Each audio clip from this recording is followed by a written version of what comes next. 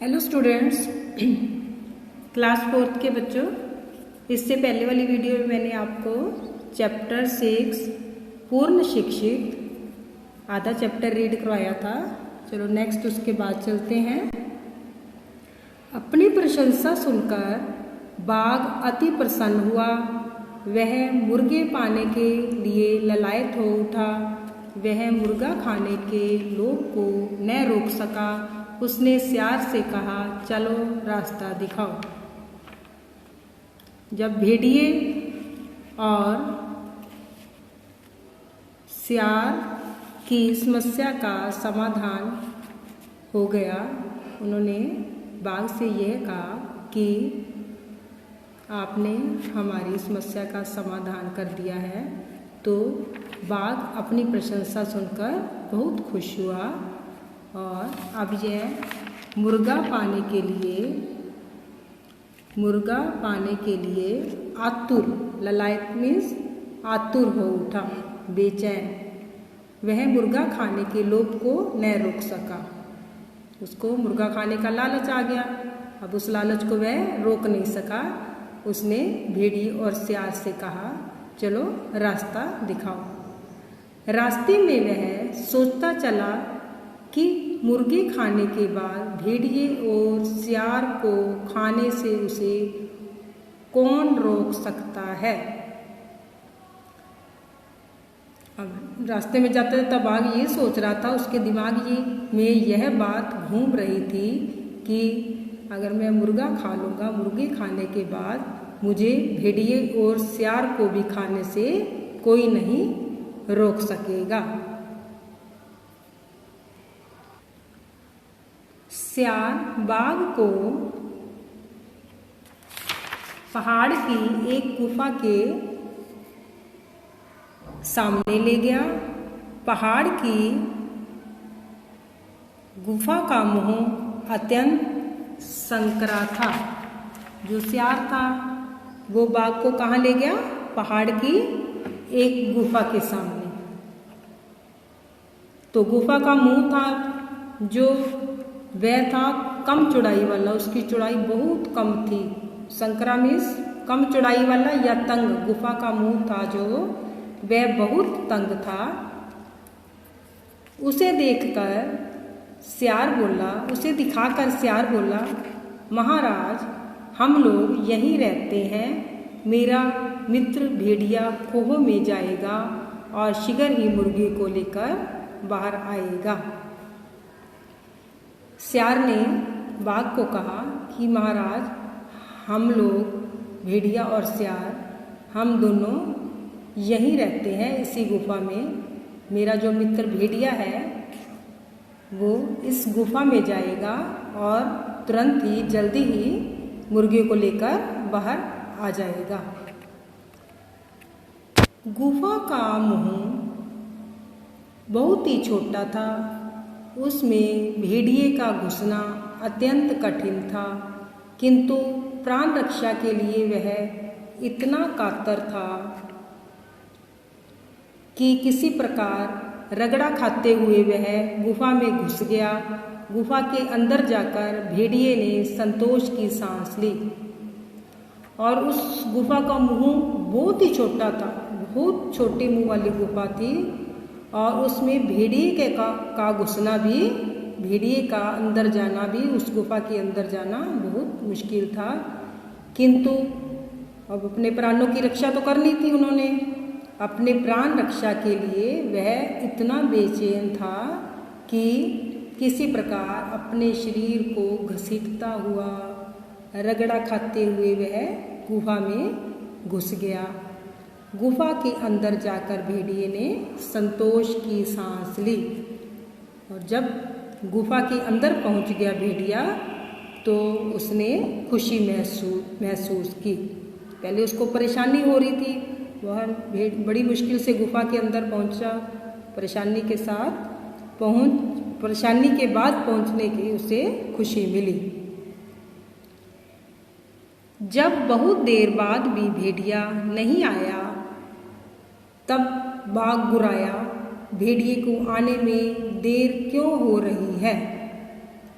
बहुत देर तक भेड़िया जब गुफा से बाहर नहीं आया तो बाघ को गुस्सा, गुर्राया, जोर से चिल्लाया, भेड़िए को आने में इतनी देर क्यों हो रही है, भेड़िया अभी तक बाहर क्यों नहीं आया। देखता हूँ महाराज देर क्यों हो रही है। इतना कहता हुआ सियार भी तेजी से गुफा में घुस गया। सियार ने कहा बाघ से कि महाराज मैं देखता हूँ कि भेड़िए को आने में इतनी देरी क्यों हो गई है। और यह बात कहकर सियार भी गुफा में घुस गया।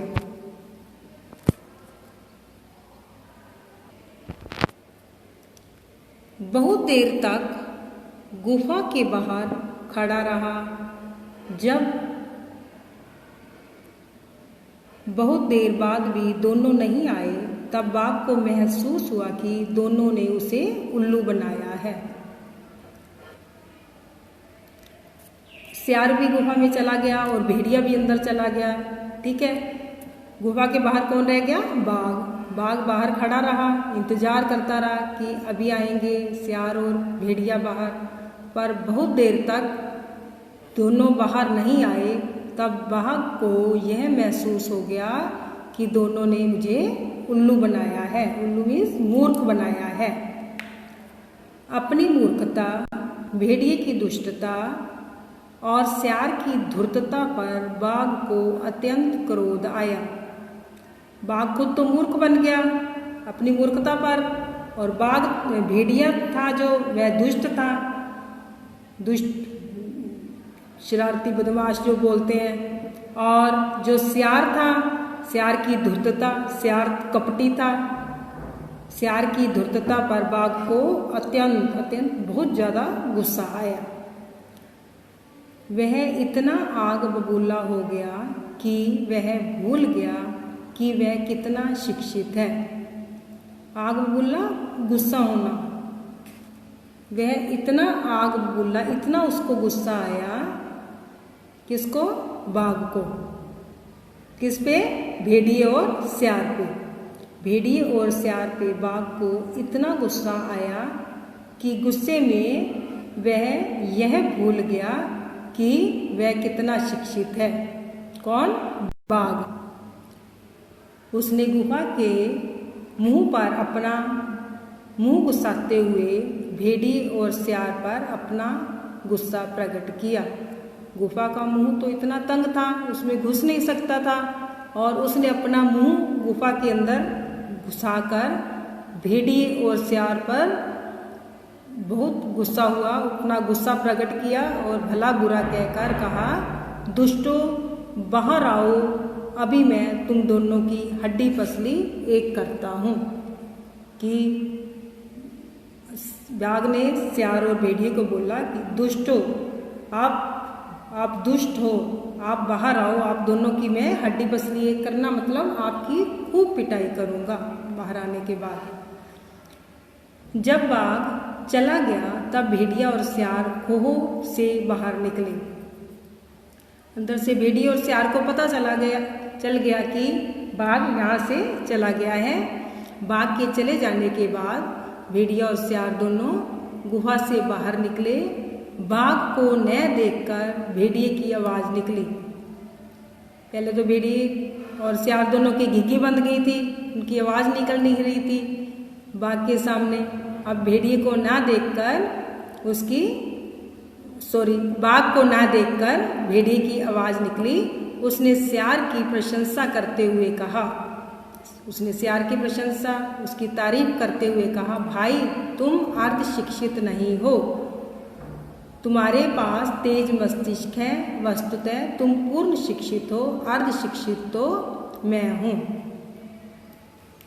उसने सियार से क्या कहा कि भाई पहले वो कह रहा था कि तुम अर्ध शिक्षित हो और मैं पूर्ण शिक्षित हूँ। अब जब उसने ये सब देखा कि इसने अपने मस्तिष्क से काम लिया है तो अब उसने सियार की प्रशंसा की और कहा कि भाई तुम अर्ध शिक्षित, आधे पढ़े लिखे तुम नहीं, तुम्हारे पास तो तेज बुद्धि है, तेज दिमाग है, वस्तुतः तुम पूर्ण शिक्षित हो, आप तो पूरे पढ़े लिखे हो, अर्ध शिक्षित तो मैं हूँ। अर्ध शिक्षित, आधा शिक्षित यानी थोड़ा पढ़ा लिखा तो मैं हूँ। सियार ने कहा, नहीं महाशया, न तो मैं पूर्ण शिक्षित हूँ और न आप अर्ध शिक्षित हो। सही बात तो यह है कि प्राण रक्षा के लिए शिक्षा की नहीं मस्तिष्क की जरूरत पड़ती है। तो सियार ने भेड़िए से क्या कहा? सियार ने भेड़िए से कहा, नहीं महाराज, न तो मैं पूरा पढ़ा लिखा हूँ और ना ही आप आधे पढ़े लिखे हो। सही बात, असलियत तो यह है कि यहाँ प्राण रक्षा के लिए शिक्षा की आवश्यकता नहीं है या शिक्षा की जरूरत नहीं है। प्राण रक्षा के लिए मस्तिष्क की जरूरत पड़ती है। मस्तिष्क में दिमाग, यहाँ मैंने अपनी बुद्धि से काम लिया तो यहाँ शिक्षा की जरूरत नहीं, मस्तिष्क की जरूरत है। इसलिए अगर आप कोई भी काम करते हो तो उसको सोच विचार कर अपनी बुद्धि, अपने मस्तिष्क से काम लिया जाए तो सब ठीक हो जाता है। धन्यवाद।